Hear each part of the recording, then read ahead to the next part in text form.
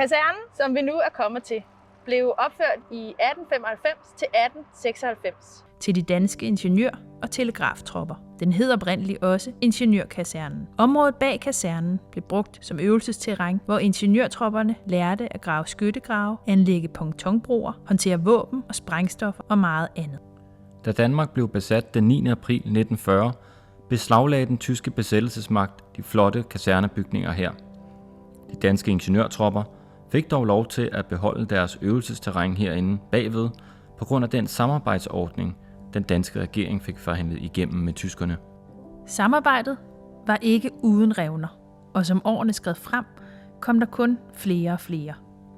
Det skyldtes blandt andet stigende sabotager og optøjer rundt om i landet. I de afsluttende dage af august 1943 krakelerede samarbejdsordningen så helt. Regeringen gik af, og som modsvar indførte tyskerne undtagelsestilstand i hele landet og installerede deres egen krigsret i centrum af København. Begik man sabotage, risikerede man fra nu af dødsstraf.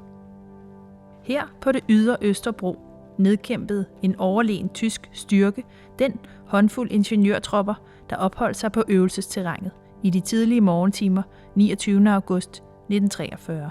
Bagefter tog tyskerne områdets skydebaner i brug, når de henrettede danske modstandsfolk.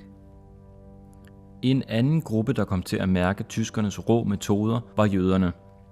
Et vigtigt krav i samarbejdsordningen havde været at få fredet de lidt over 7.000 herboende jøder.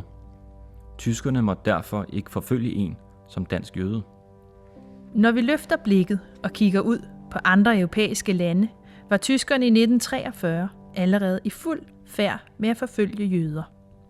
Da samarbejdsordningen mellem Danmark og Tyskland brød sammen i augustdagene 1943, vakte det derfor med god grund frygt og usikkerhed i de jødiske miljøer. De indledende skridt i jagten på jøderne herhjemme blev taget den 8. september 1943. Det var den tyske rigsbefuldmægtige, juristen og SS-manden Werner Best, der i et telegram til det tyske udenrigsministerium anmodede om at iværksætte en aktion med henblik på at deportere de danske jøder.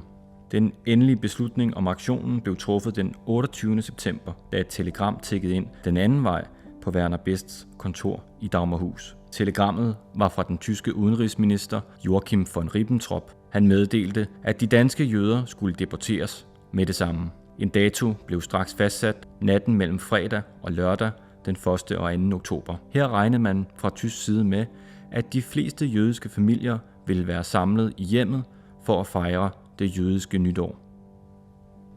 Gennem den tyske diplomat Georg Ferdinand Dugwitz fik det jødiske miljø heldigvis advarsel om den kommende aktion. Intentionen bag Dugwitz' handlinger er omstridte. Nogen mener sågar, at det var selveste Werner Best, der var manden bag advarslen. Men det er en helt anden historie. Det vigtigste i vores historie er derimod selve flugten. Mange jødiske familier pakkede straks kufferterne, da de modtog advarslen. Andre tog desværre mere let på det. Faktisk blev knap 500 jøder anholdt og deporteret, hvor i langt hovedparten endte i ghettoen til Theresienstadt, lidt nord for Prag. Heraf døde over 50 i fangeskab. Dem må vi ikke glemme. I alt afgik der 4 jødedeportationer i Danmark i oktober og november 1943.